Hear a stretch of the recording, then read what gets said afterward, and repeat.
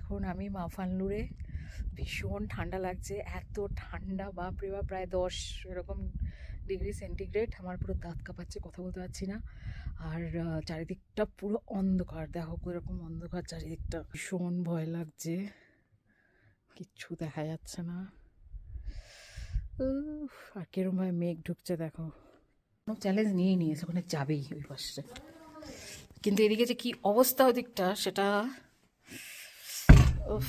তাহলে যে ওদিকটা যাওয়া যাচ্ছে না, সব ঢেকে যাচ্ছে। ও আরও বেশি চ্যালেঞ্জ নিয়ে নিল।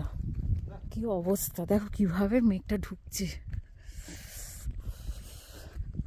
আমি যাব না, ফট করে যদি মেঘ দিয়ে পুরো ঢেকে যায় না, এরপরে আর দেখতে পারবে না তুমি রাস্তাটা, আর দুদিকে পুরো জল।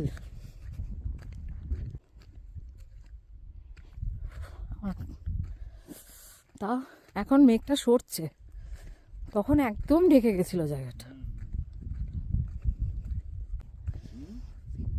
বাবা আমার ভয় লাগছে, মনে হচ্ছে না জল থেকে এই না কেউ উঠে আসে।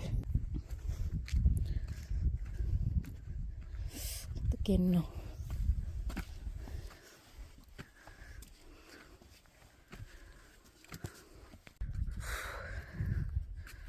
চলো গাড়িটা দেখে আসছি, ওটাই মেনলি দেখার ছিল। আমাদের গাড়িটা বড্ড দূরে রাখা হয়ে গেছে হোটেল থেকে।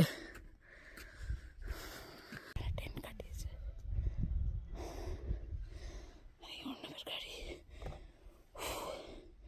বলে না মেঘালয়ের রাজ্য পুরো মেঘ।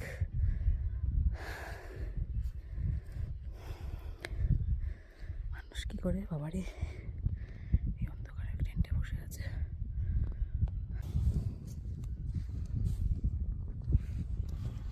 আওয়াজ আছে, আবার হোটেলের দিকে ফিরছি।